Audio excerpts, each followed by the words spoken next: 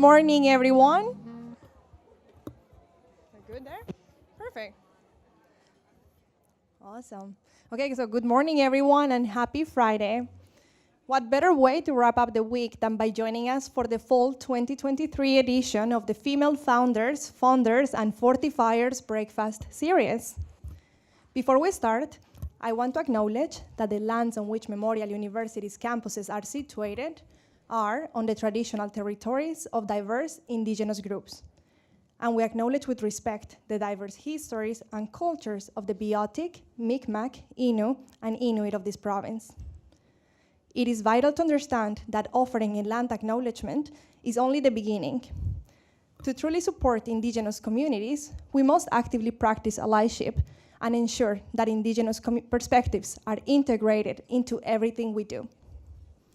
A couple of housekeeping items. The closest inclusive bathroom is just outside the main conference room. In the unlikely event of an emergency and in case of a fire alarm, exit through the rear doors and head to the main door on this level. Then go to the muster point near the parking lot dumpsters. If the main route is blocked, use the stairway on the left of outside this room to exit through the lower parking lot. Whew, okay, so let's hope we don't need that information. Just gotta say it. Okay, so I would like to welcome all of you who are joining us today, whether in person or online. My name is Laura Aguirre Polo. My pronouns are she and her. I am the Success Manager for Belonging at Genesis, and it is an absolute honor to be here today. Thank you to our partners at BDC for such a wonderful partnership, allowing Genesis to host the 4F Breakfast Series. Some of you may recall our last event on June 29th, when we welcomed Isabelle Hudon on her very first visit to Newfoundland and Labrador as the President and CEO of BDC. On that day, Isabelle engaged in a thought-provoking fireside chat with Cathy Bennett and had an empowering Q&A with the audience. Isabelle promised to return for more of this conversation. And today we are delighted to have her back for another fireside chat, moderated once again by Cathy Bennett. Two other remarkable guests, Sévrine Labelle and Constanza Safatle, are joining Isabelle and Cathy in today's conversation. Before we jump into the fireside chat, I want to invite Michelle Sims, the President and CEO of Genesis, to share her welcoming remarks on behalf of our organization and to introduce today's guest speakers. Thank you, Michelle. Thank you so much, Laura, and welcome everyone to our 4F Breakfast hosted in partnership with the Business Development Bank of Canada. Before I introduce our amazing women that we have speaking on the panel today, I really wanted to touch a little bit on the amazing founders that we have at Genesis and that are located right downstairs, and particularly highlight some of the women that are down there. My colleagues Laura and Maggie last week led a group of amazing women leaders to the Engage Festival in Toronto. While there, these women had the opportunity to meet with and connect with hundreds of investors in the community. Many of those women were able to also pitch. One of them, Nikita, who was able to make it to the second round of the pitch competition, and she was in fierce competition, but she did exceptionally well, I was told. So just wanted to congratulate Nikita and the women on the great work. This next highlight, I guess, is one that I'm going to take away as a challenge for myself and my colleagues at Genesis. On October 17th, we will be graduating the largest cohort of women founders from Genesis ever.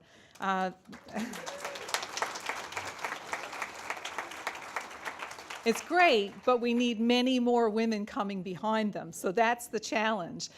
We want to make sure that we don't end up in a situation where we graduate out all the women and there's not a lot of women founders coming behind them. So the challenge for us is to make sure that we keep up the great work that we're doing and that Laura and team are doing on diversity, equity, belonging, women in tech, and ensuring that the women in the community have the supports that they need to grow the technology companies that we know they can grow and make amazing.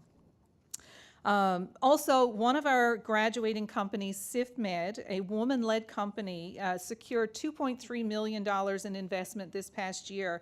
That investment round will go down in history as one of the largest investment rounds of a current client in our portfolio yet. So, and the largest round of a woman-led company. So I want to say a special thank you to BDC for making this event possible today, and thank you to Isabelle for agreeing to come back for a second one. I missed the first one, so I'm super excited that she decided to come back and that I'm able to be here today. We'd also like to thank everyone who makes the work that we do with women founders possible. This includes, of course, the BDC, but also the Fry Family Foundation and NASDAQ. The funds that we receive from these organizations go directly into the belonging work that we do here at Genesis, which Laura leads for us. So thank you, Laura, for everything that you do to make this community happen and these events happen. She's amazing. I'll now introduce our panel, and bear with me because these are 4 incredible women, so there is a bit of a length to their portfolios. Our moderator today, Cathy Bennett, should be a very familiar face to everyone in the audience. Cathy is an award-winning, seasoned entrepreneur with over 35 years of business, governance, and government leadership. While Cathy gained substantial experience from her own venture, the Bennett Group of Companies, she now gives back through many board engagements and volunteer endeavors. Cathy is an associate fellow with the Creative Destruction Lab, a board member with Propel, a member of the advisory board of the Women's Entrepreneurship Knowledge Hub, and former director of Coralis and the BDC. She is a co-founder and partner of Sandpiper Ventures, one of the first venture funds in Canada investing in women-led companies at the seed stage, and among the first all-women GP national funds in Canada. Sandpiper Ventures SP Fund 1 is the second largest women-led fund in Canada and first on the East Coast. Sandpiper also spun off the Women's Equity Lab, nonprofit in the region, which supports the angel investors in our region who want to do work. And I think I saw Andrea here somewhere, supports women like Andrea and others who want to give back and support women entrepreneurs in our region. So thank you, Cathy. Isabelle Hudon is recognized as a mobilizing leader with a keen sense of strategy who has systematically brought an ambitious and action-oriented vision to all of the organizations she has led. She was appointed president and CEO of the BDC in August of 2021 after serving as ambassador of Canada to France and Monaco for 4 years and holding the positions of president and CEO Quebec and senior vice president Canada of Sun Life Financial. Since joining BDC, Isabelle has dedicated herself to putting the D in BDC at the forefront of activities and priorities of her 2,900 colleagues. Driven by a strong desire to increase the organization's contribution to the country's development through its entrepreneurs, she is accelerating the deployment of multiple initiatives across BDC that will enable the organization to increase its impact and contribute to fair, inclusive, and sustainable economic growth. Isabelle.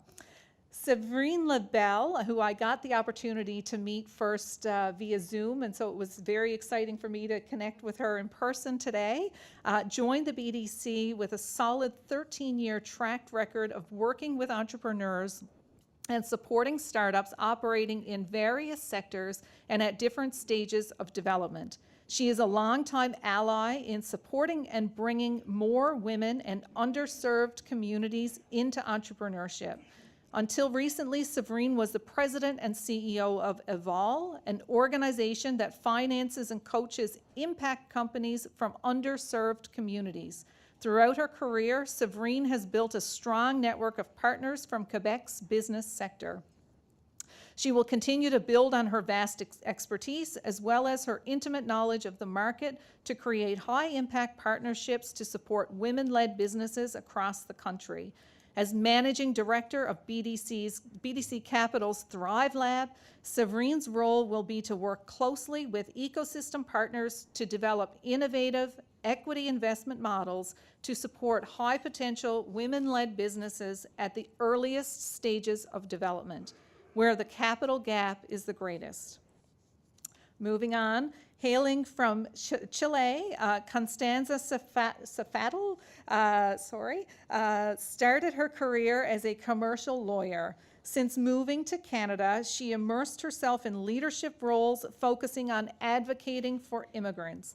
Driven by a fervent commitment to empowerment and social impact, Constanza is the founder and CEO of Newbornlander. Also visit them at the mall. They have a brand new kiosk there.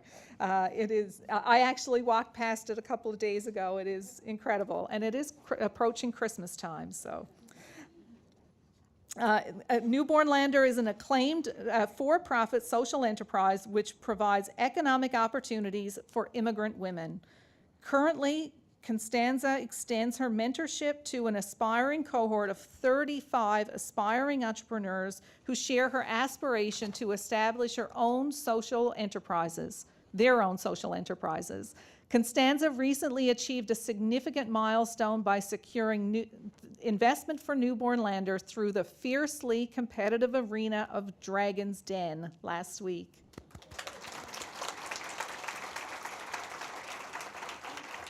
She is also the recipient of the ANC Bridget Foster Cultural Business Icon Award for 2021, the Canada Post National Winner for 2023, and the Enlo Young Entrepreneur of the Year winner for 2022.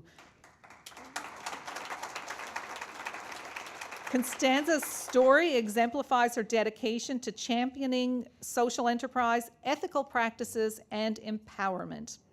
With all of that and the explanation of these amazing women and their background, I will now turn things over to Cathy. Thank you, everyone.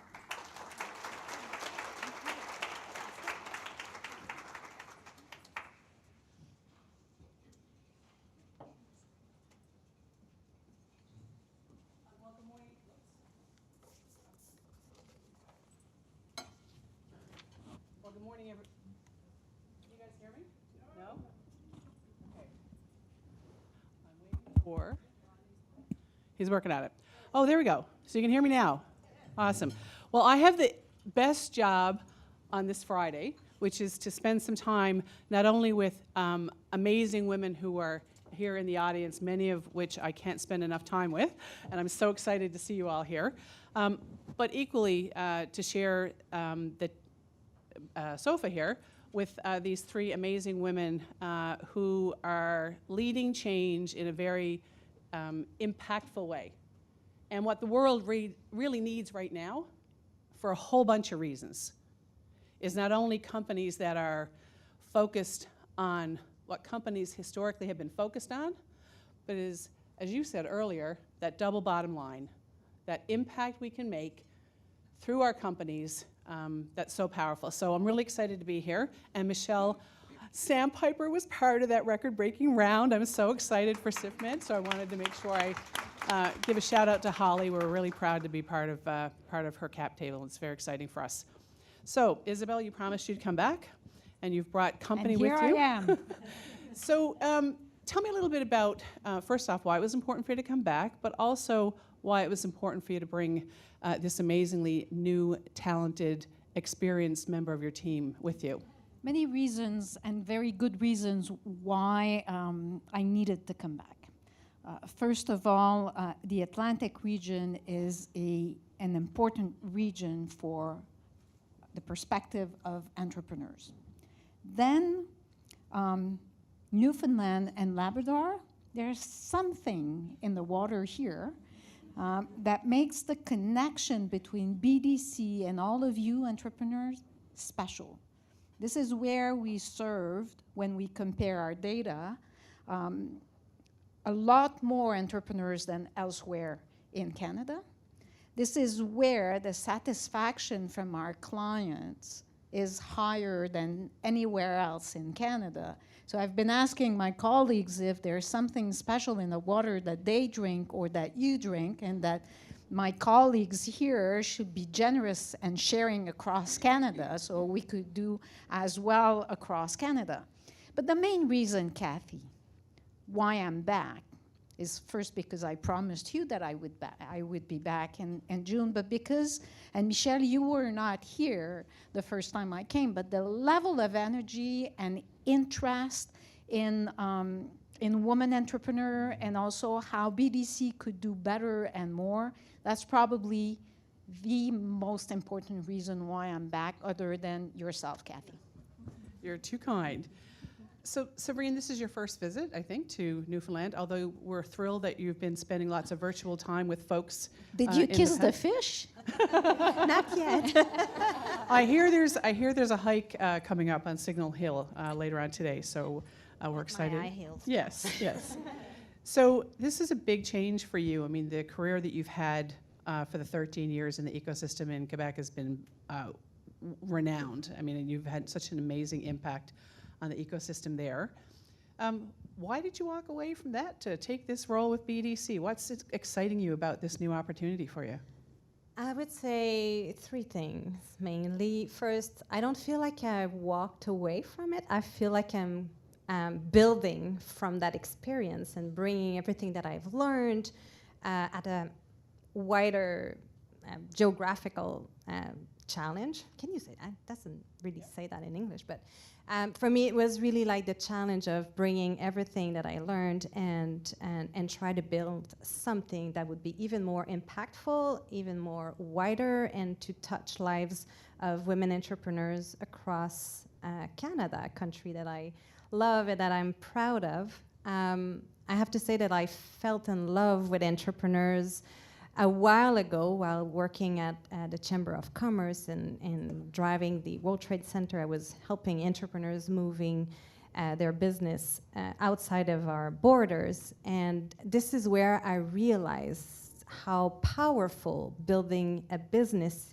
is, not only in terms of bringing economic opportunities for the people you're creating jobs to, and not only for the economic or financial success that comes with, but really with the innovation, the creativity that entrepreneurs brings into bringing solutions to some of our most pressing problems. And I became really passionate about that. That's why I worked many years with women entrepreneurs in Quebec, and that's one of the reasons why, while I was at Evol, we raised that new fund helping dedicated impact entrepreneurs to bring those kind of solutions. And so the opportunity at BDC came more like a natural continuity, can you say that, in my career. And I have to say that I really had a favorable bias towards BDC. They were a really amazing partner when I was working at Evol. And I just felt that everybody there seemed to be as passionate as I was to entrepreneurs. And so it felt for me that I had that opportunity to just join a wider family. And so, yeah, I'm super proud. I'm there for 6 months now and never look back, although I really love my previous job as well. Well, one of the things I love about these breakfasts is you always learn something, and I'm going to reframe my own personal experience, because up to now, this new phase of my life, I've always said I walked away, but I'm going to say I took a bigger platform, and I like that. That's a great way to look at it. Constanza, I'm going to come to you in a minute, but Sévrine, before I do that, can you help the folks in the room understand your vision, BDC's vision, society's vision, maybe, if I can be so bold, on what impact companies are Like what are the types of companies that, when you say impact, I think most of us intuitively know, but I'm just curious if you could define that a bit for the audience. Yeah, for sure. And I want to say that BDC is really a trailblazer in bringing and helping impact entrepreneurs and building impact funds. Like the Thrive platform, a $500 million to invest into women-led businesses is a tremendous impact initiative. And what do we mean by impact?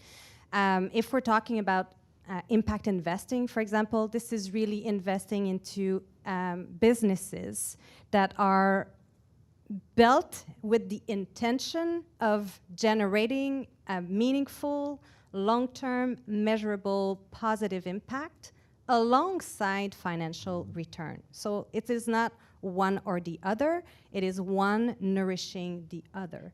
So, and if I make that parallel with the Thrive platform again, in investing into women, BDC knows that we're going to have a tremendous impact and measurable impact on building more women-led businesses across the country, but it will be also a good business decision.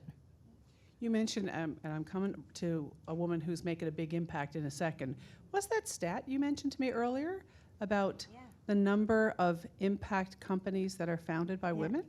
58% of social entrepreneurs in Canada identify themselves as women. And as you may probably know, only 28% of all entrepreneurs are women. So this distinction between the two statistics really demonstrate how women are building businesses not only to have a financial positive return, but really to tackle some challenges that we have and bring an impact into their community.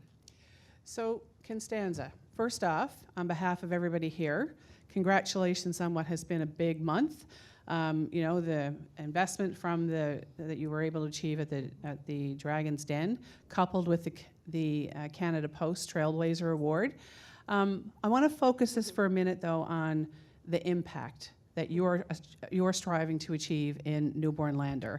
I know one of the male dragons made a reference about, well, you're just a baby accessory company. Why don't you go ahead and take him on here in front of the friendlies? Well, you can hear me? Yeah, okay. Yeah, it was painful, hey, that part. But I will tell you, because it is a show and was an hour, that person regret. And she made me an offer. She told me, you are not wrong. And when she told me that I was wrong, I was like, what I supposed to do at that time without English, without networking, I would not build a tech company. I will sew, I will cook, or I will put potatoes in my backyard. You know, I didn't have any, like, that was, I always say, use the tools that you have.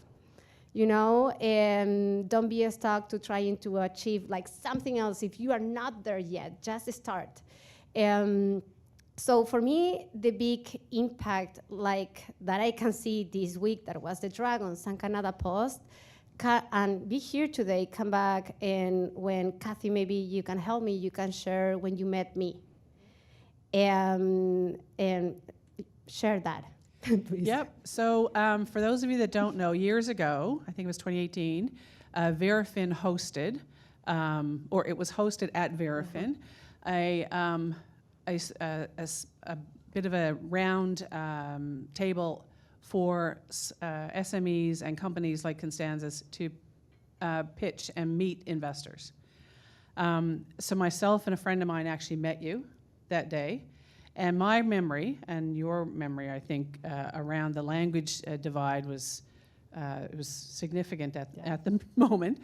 But fast forward, what Constanza did with the company since we met her, you pivoted towards a more precise product line. We're able to expand, get a retail location open, be able to do bigger direct-to-consumer, and now she's attracting investment from across Canada. That's what I remember. Yeah, so what I remember... And that for only babies. Just for babies. What I remember, I was shaking. I need to speak in public. I couldn't almost don't speak in English.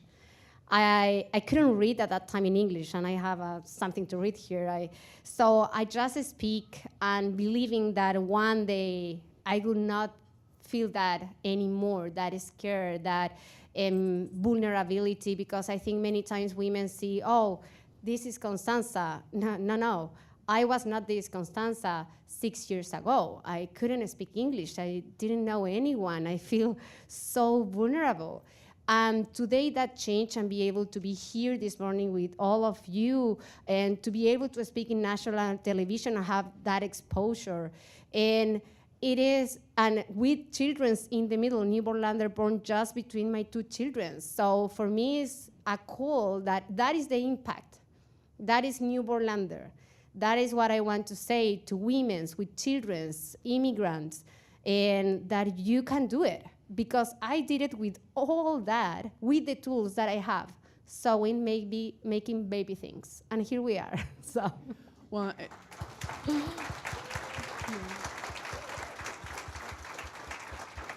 Well, and I think one of the most powerful statements that you made during that evening, and you make it consistently, is Newbornlander employs immigrant women so they can transition into community, learn language, and find their passion and dream while making baby clothes. And I think when you think about the impact, most female founders that I know never go into business without thinking about an impact they're going to have on employees, farmers, folks with diabetes. There's a whole group of women I'm seeing at the front here that are reminding about all the problems that you're trying to support and solve.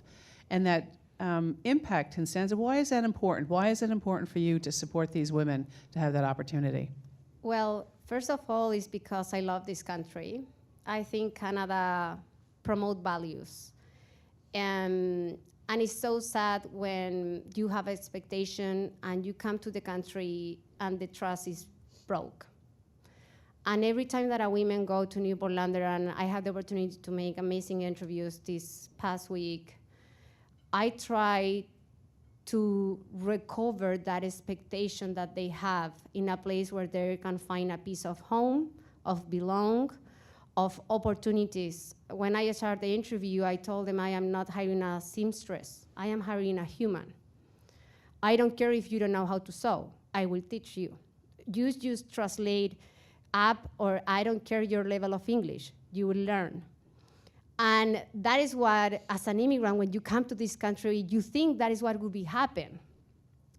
And many times it doesn't happen for different reasons. It doesn't matter to say who is the responsible for that. I mean, we will advocate for that anyways. But the point is what I can do as a woman, as an immigrant, as a human, as a person that belongs to this province, to reverse that and build that trust again. And if that person, my new staff member, will be leave from Newfoundland, they will have a good memory about this place, because it's a good place indeed. But unfortunately, we need to face challenges that are there, and for me, it's give the examples to other employers. Doesn't matter how big you are, because the big thing is like, oh, we don't have enough like human resources inside the company that can do this job, or the time. My cost of this social enterprise is just time. Give them time to learn. That is all. So, I mean, one of the things, I'm gonna stop jumping in when they finish their replies and let us applaud every time they answer, because these answers are freaking amazing. So one of the things that is really evident to me, and why this phase of my life is focused on solving it, whether it's through work I did with Coriolis, whether it's Sandpiper, whether it's work we did with Well Atlantic, whether it's angel investing, is ambition is not what women lack, right? Ideas is not what women lack, right? So, Isabelle, I'm going to come to you for a second. Why is Thrive and what BDC is doing so important to you? I agree with you, Cathy, that women are not less ambitious than men. But there's many additional barriers for women to deploy their ambition. And it's not necessarily only money, but it does include money.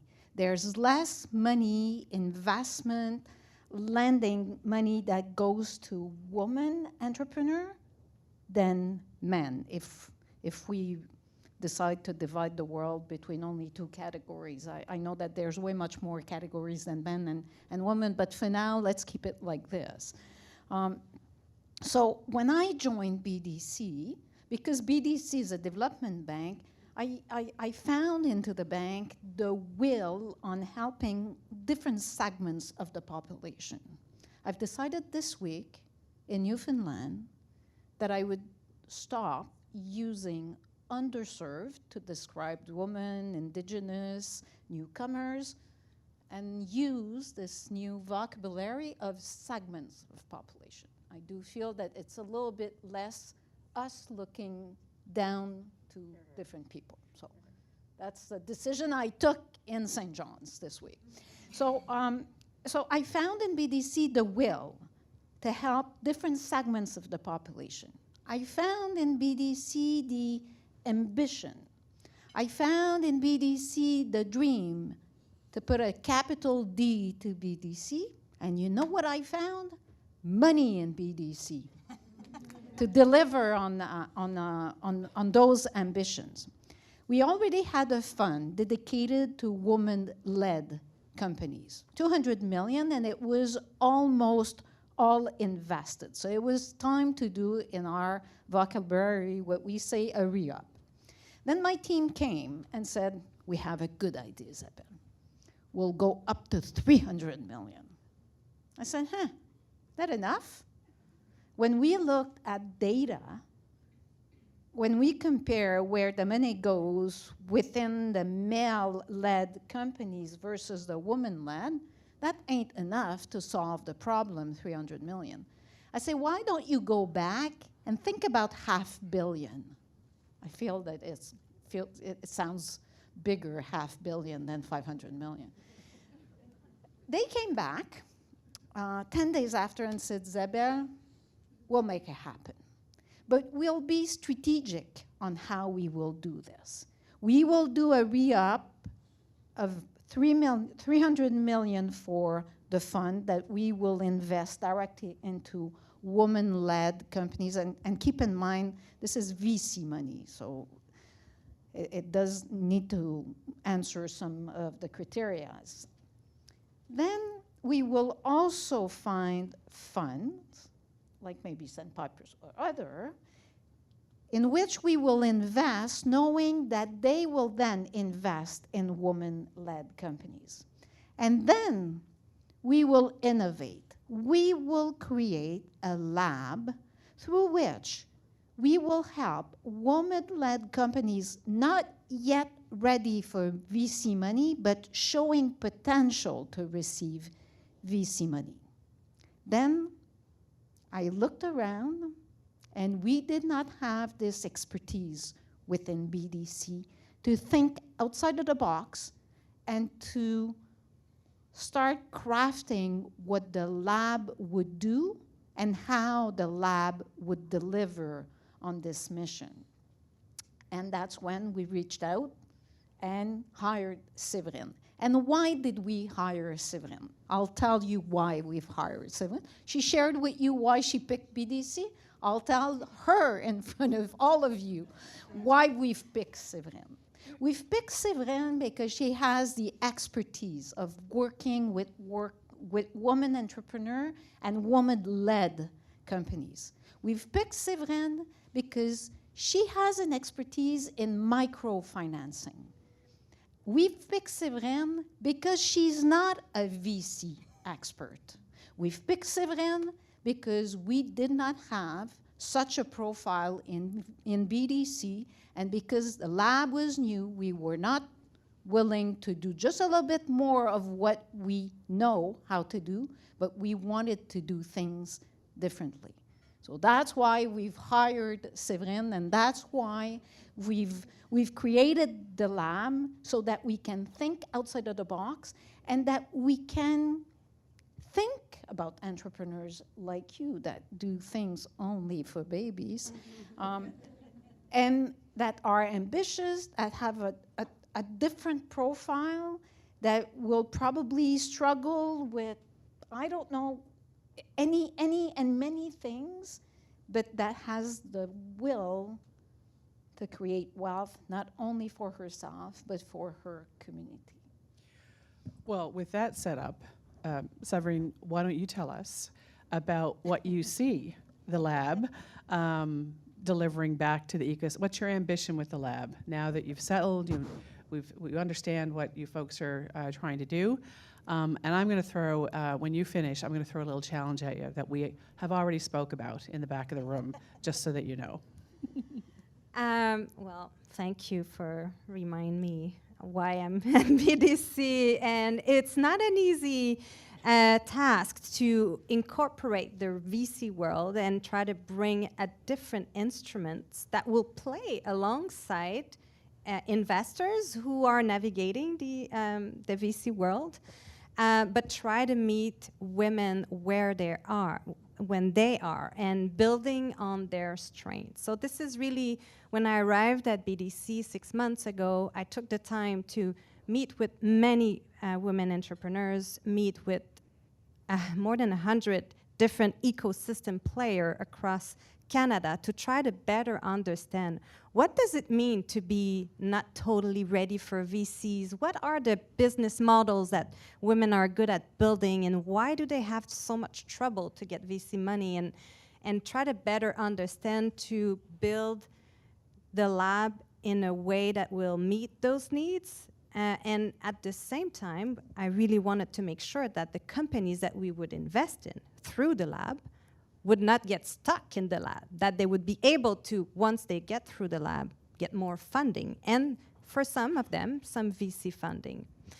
And so what is the lab today? Once I integrated all of this, I obviously brought my own probably bias and towards impact, but again, bias that are finally really like strongly there's stats and studies showing what we mentioned before around impact.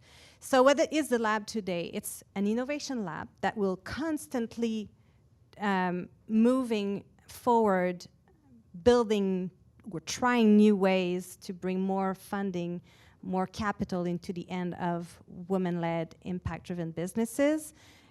So this is why we're calling it a lab. So what we're doing today might change a little bit tomorrow as we go and learn along the way. By an innovation lab, we're also talking about bringing together ecosystem players that are equally committed with us in bringing more capital, more support into early stages, women-led social impact businesses.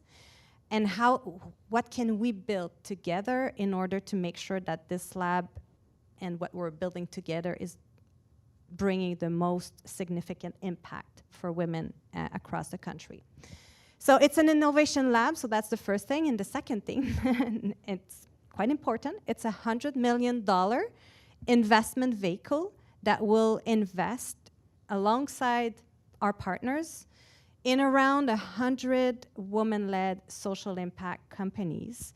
And we're starting with the very beginning, with the earliest stages, and we will be co-investing with the ones that are writing the first checks. So we're talking about angels, angel groups, incubators, accelerators, partners like Genesis, for example, partners like the Women Equity Lab.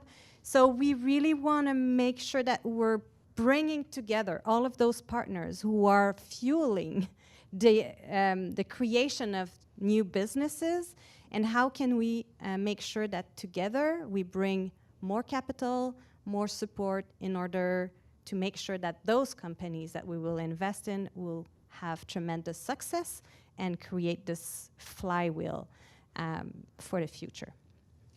So here's my challenge, and it won't come as a surprise because I mentioned it earlier. One of the things I'm most proud about, I have retired from, not that I've retired from BDC, I'm sad about that, but one of the things I'm most proud about is the leadership of the team at BDC, many of whom are sat in the room today from the Newfoundland, Labrador offices and from Atlantic offices, and Isabelle and Sévrine, who are looking to, as Isabelle has been credited with saying, going after the D. And in financial institutions that have pathways that are built over decades, that are hard to disrupt, it is courageous to take that work on internally in institutions like that. And it's not easy to move a machine into a direction that it hasn't necessarily gone before. So what I'm excited about is the comments that you hear from these former colleagues of mine at BDC, I would say, are going to manifest not only into the impact that you're going to see in the community, but internally in BDC, champion voices for women and regions that BDC leadership, like you folks, gets a chance to experience. So my challenge is, and no reply necessary, because I know you're going to do it, the value of the work you're doing, Sévrine, in being able to bring learnings back to your colleagues, I think has the potential to create even more disruption than we even know yet. And so we're super proud that you've chosen BDC and chosen this important work. Do you want to add anything? Yeah. I was just Sorry. wondering if you're inviting us to keep on disrupting. Oh, well, now, Isabel, you know me. I'm all about disruption. My colleagues in the room, ladies, would attest that disruption became an extreme sport within BDC over the last 2 years. So did you want to comment on what I just said? Well, I wanted to say that disruptions comes also from a strong leadership wanting to disrupt things and changing things. And I really want to say that I wouldn't have chosen BDC if I wouldn't have been convinced that I would have the space and the support to bring a different models around the table. And having Isabelle with us today, speaking the way she spoke, is just a proof that, you know, BDC walks the talk. And no, it's not always easy to bring that disruption, that innovation internally in such a big structure. But when the leadership teams and the CEO herself really believe in it, things can really happen. And that's a great power. And I feel really privileged, actually, to have joined the team at BDC. Well, I think, you know, it's important to go back to the reason of why we're doing this. And, you know, I think about what Michelle said in her comments about the largest cohort of females at the Genesis Center graduating. I think about, you know, the largest deal Genesis has seen in a female founder since its inception.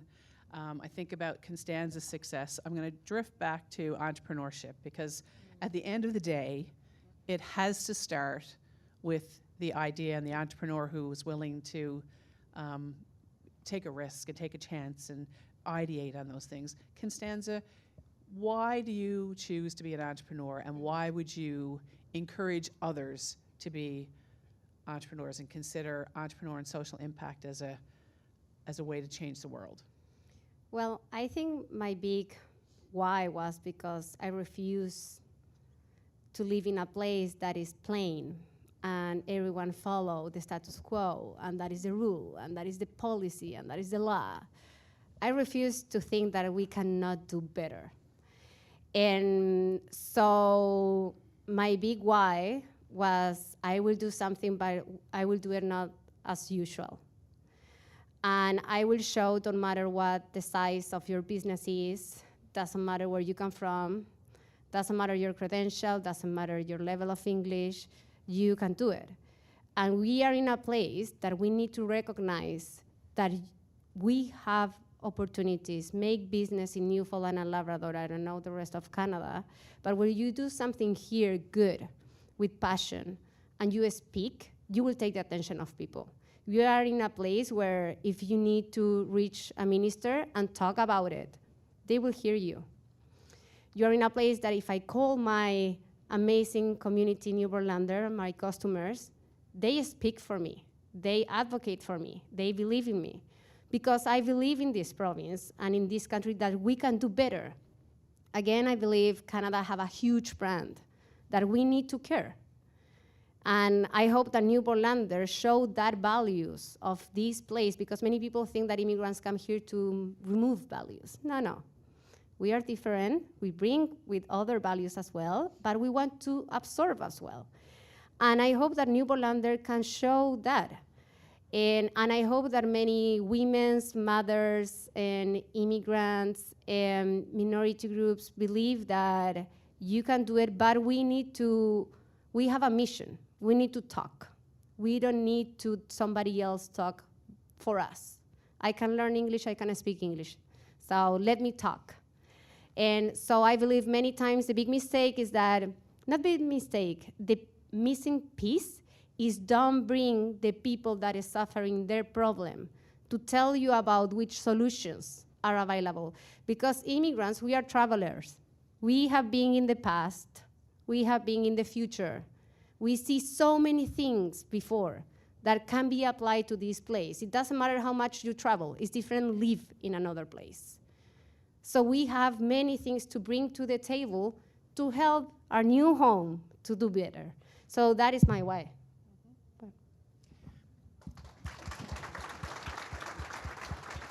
And I was going to say my why is Constanza. This is why I do what I do. So inspiring, thank you. So we started the conversation talking about impact and why an incredible stat about how many impact companies are founded by women.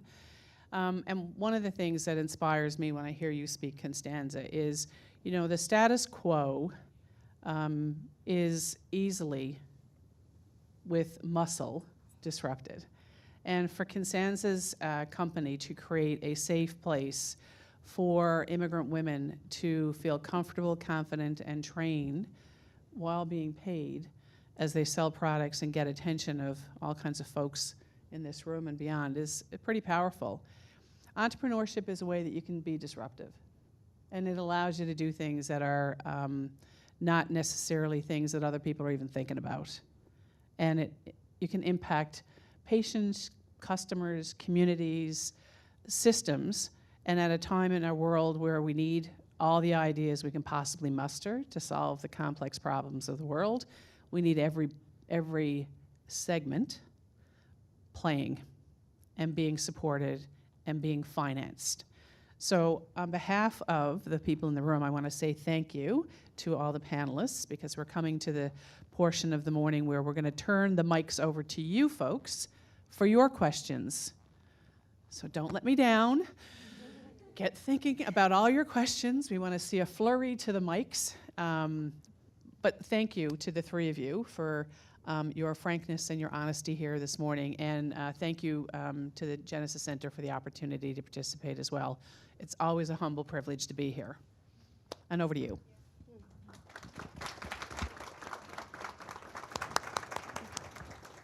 Thank you so much to the panelists. That was amazing, as always. It's always a pleasure to hear you all, talking and sharing all your knowledge with us. So now, as Cathy said, now it's time for the Q&A. So please raise your hand if you have a question, a comment. Maggie and I will get the mic to you. Don't be shy.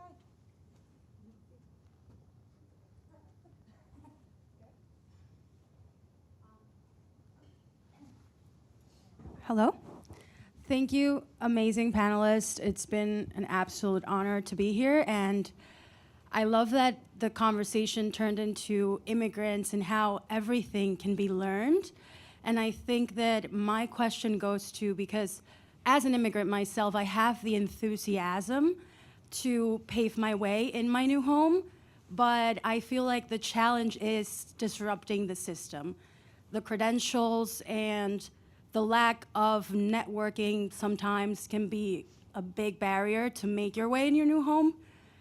How is, and this is kind of more rooted to the investors that are putting the capital out there to the entrepreneurs, are we looking into how we're impacting immigrants and how are we maybe funding educational programs within businesses to help newcomers integrate?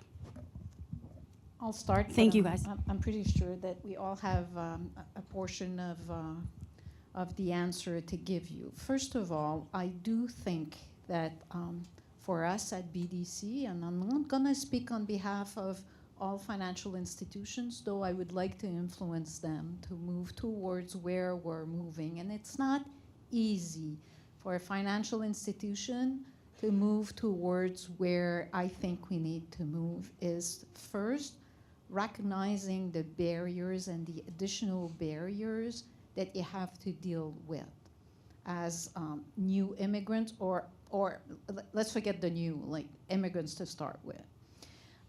And once we will be better and better at calling out those barriers, not easy for a financial institution, for instance, to recognize that one of the barrier is the absence of a credit history. Though we know this, we need to call it out and we need to find a solution so the absence of credit history will not play against you. Now, we have systems, we have to deal with making sure that we follow the overall performance of the money we lend, the money we invest. We will not stop doing this. But is there a way that we can take into consideration the fact that no credit history is not necessarily a bad thing?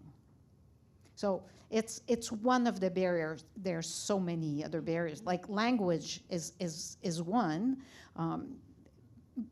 but I'm putting a lot of pressure on my colleagues to call out those barriers because once said very loud, you cannot go around. Over then, not only the lack of credit is one of the barrier, but lots of lenders ask for immigrants to have their permanent residency in order to get that loans. In my previous organization, we raised a $60 million fund and made it available for immigrants without their residencies. So it is possible, and BDC was one of our partner into this, so I'm just saying. But so it is possible, but it needs, in order to be able to achieve that, women like you, like Constanza, needs to continue talking and sensitizing the leaders in your community in order to get there. We decided to remove that, but we still ask to see the entrepreneur doing the process, being in process of getting it, because we wanted to make sure that the immigrant would stay with us and with the company. And to answer maybe your other question around the support and education, two things I want to say. First of all, BDC has a lot of free tools on its website. It's not always well known, but I really encourage all of you to go on the website. There's tons of educational content, tools, resources to help you. And the ecosystem players in your region, such as Genesis and others, also provide those types of service. And with the lab, one of the reasons why we're partnering with different ecosystem players around the country, we want to make sure that we're able to reach immigrants. We want to make sure that we're able to reach Black entrepreneurs, to reach Indigenous entrepreneurs, because we want this lab to be the lab of all Canadians, and to make sure we're able to reach them, we're partnering with organizations that are particularly good at reaching to them.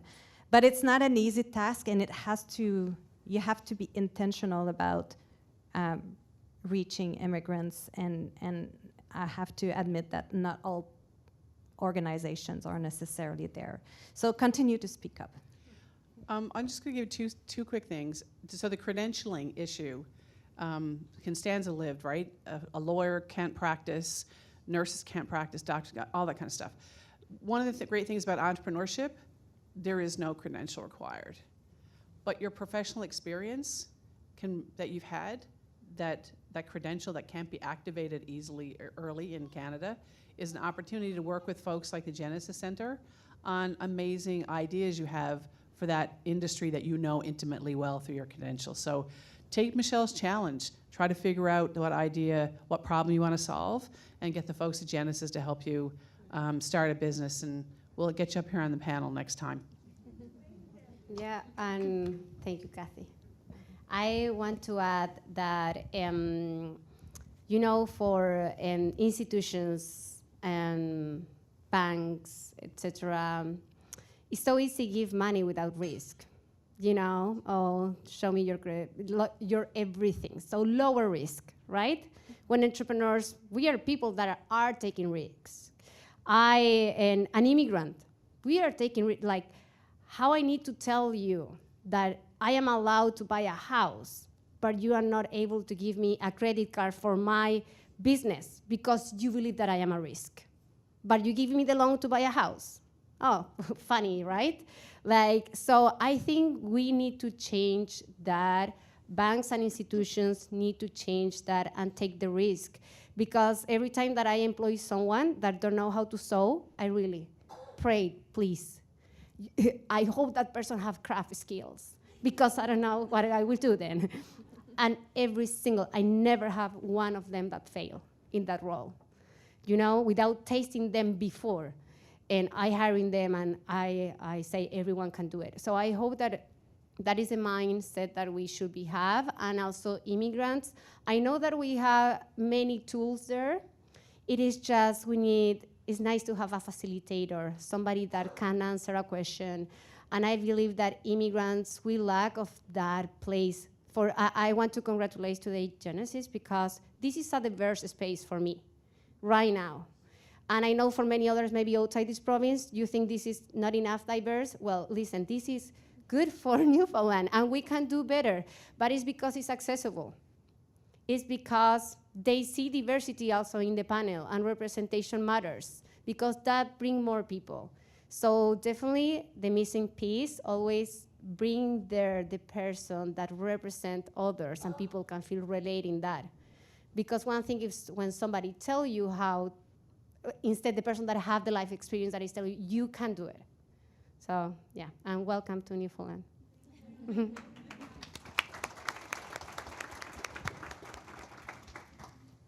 Constanza set my question up perfectly. My question is for the folks at the BDC. Entrepreneurship, there is inherent risk in entrepreneurship and what these folks do every day. How are you changing the mindsets of the bankers and the venture capitalists inside of the BDC? And how are you structuring things differently so that if an entrepreneur fails, maybe through the impact fund, that they don't end up on front page news that they have failed and the bank gave them millions of dollars and they were unable to pay it back. And we've seen that years ago. We haven't seen it lately, but years ago, probably 15 or 20 years ago, there were several companies that were founded here in Newfoundland, and those folks made front page news and had to leave the country, or in some cases the province. And so how are we doing things differently? I know you've talked a lot about disruption, so I just want to know what your mindset is there. Michelle, I'm going to say that first, when those companies make the headlines, it doesn't come from the bank. The story is not being initiated from the bank, and we feel very bad when those stories get on front page of a newspaper. What we do differently than other financial institutions, and we need to keep at being better, we have a special account team that is totally dedicated to our clients that are struggling. It's not because you're struggling that you're not a good company. Like every organization will go through some bumpy roads, and we need to be there, especially as a development bank. I'll share with you a stat that is very compelling from a BDC perspective, but every financial institution, they have a special account team where they move clients into, so that usually financial institutions, they do this to get quick, fast, the money they can get from this client so that they don't lose 100% of their investment or their money. Average time for a financial institution in special account is 1 to 3 months. Average time that we keep a client into special account is up to 24 months. So when we say that the cost of our capital is not cheap and is never the lowest out there, but when we say that our capital is patient and that we are personally patient, well, not me myself, I'm not recognized to be patient, but some of my colleagues are showing patient with clients. This data point is quite important, Michelle. Are we doing enough? Probably not. Can we get better? Totally. So, and in the VC world, we're very often the first investor, and we're most certainly very often the last to leave. So it's a partial answer, but data are important here, and I feel that we're doing better than other financial institutions, and I believe that we need to keep on being better at doing this. On the Thrive Lab perspective, this is a super important question, so thank you for raising it. First, I want to say that as an ecosystem player, as a human being, when I see an entrepreneur fail, it hurts, but most of the time, if that entrepreneur rebound and do it again, have much more chance of success. So it's an occasion to learn, and I personally strongly believe in entrepreneurs who comes to us saying, well, I started that business, it failed miserably, but I'm trying again. And I know that this entrepreneur is already better equipped to face this second business. To come back on the risk and the model, most of VCs, as you know, are looking for that kind of hockey stick revenue, asking from entrepreneurs to reach at around, $100 million revenue after 5 years or something like that. And there's good reasons for that. The more I learn about VCs, the more I understand why this model is important and worked. But in the impact investing, we normally have a lens a little bit differently. It takes longer sometimes to build a company that is trying to reach that double or triple bottom line. You need to have sustainable growth, but you need to see two lines of following each other. In order to succeed, your company needs to be able to have tremendous financial growth in order to nourish the impact growth. The more viable financially you are, the more impact you're going to drive with your company, and vice versa. The more impact you're able to prove with your company, the more your revenue will go up. So this is a bit different curve that we're looking at with a different lens and a very patient lens. And so I totally agree with Isabelle that patience is something that we can afford to bring as a development bank that not all private VC can afford to do. So I think we're very complementary and bringing something different to the market that we hope also at some point will be able to show that it is definitely possible to provide very good returns by investing into early stage women-led social impact businesses. I think we have some time for another question, or maybe two. Yeah. Thank you, Maggie.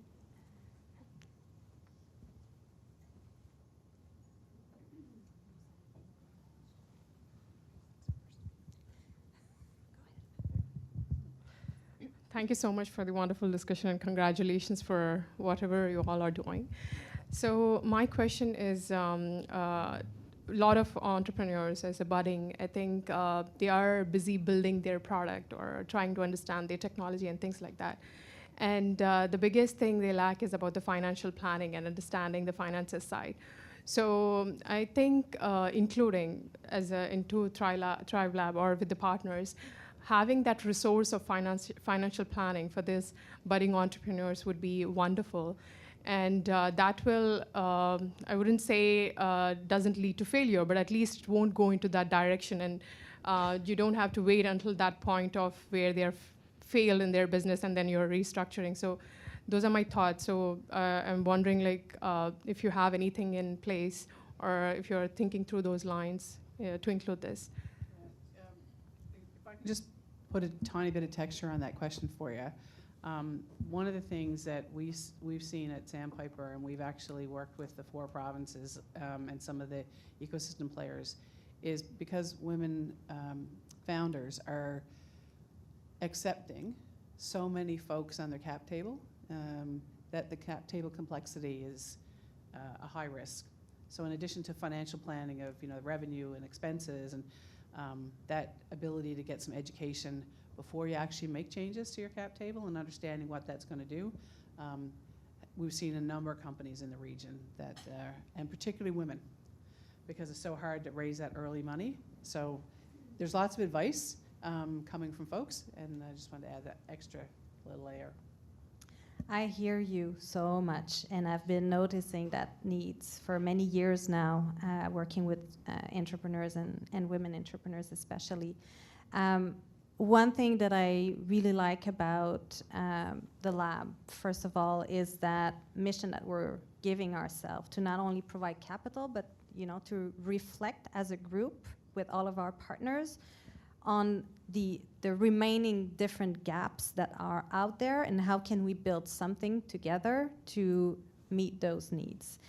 And BDC, over then just the capital that we're bringing, there's also all of the advisory services branch, and we're discussing with them right now on how can we complement what the ecosystem is already bringing in terms of support and education, and how can we bring an extra layer of coaching or expertise to really make sure that the companies we're investing in are well surrounded with a AAA team in order to make how do you say that? In order to make sure that we provide the best chance possible for that company to grow and succeed the way it should be. Well, thank you, everyone. And I think that's it for the questions. So before we wrap up, I want to express our appreciation to everyone who played a part in planning and executing today's event. Special thanks go to Natasha Hudson, Robin Pike, and Anna Gray Campbell. Thank you so much for all the work that you put into planning this event. Really appreciate it. And then I would like to invite you to stick around and connect with the fantastic group of people that we have here today. And especially if you have some time, go and really get to meet some of the amazing women founders we have at the table here participating in Genesis programs. And if you are a woman or a gender diverse person, please, and have a business tech idea, please connect with me. We love to talk. And I have not forgotten about the door prize. So let's see, the lucky winner of a Newbornlander adult beanie and headband is the person with ticket number, see, I'm not cheating. Let's see. Okay, so do we have the tickets out? Did everyone get a ticket? Most of you should have gotten, yeah? Okay, so 9989185. Do we have a winner? Do we? Please come here.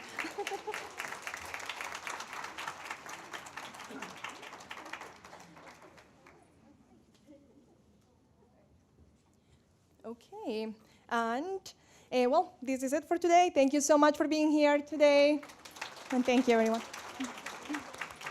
Thank you so much.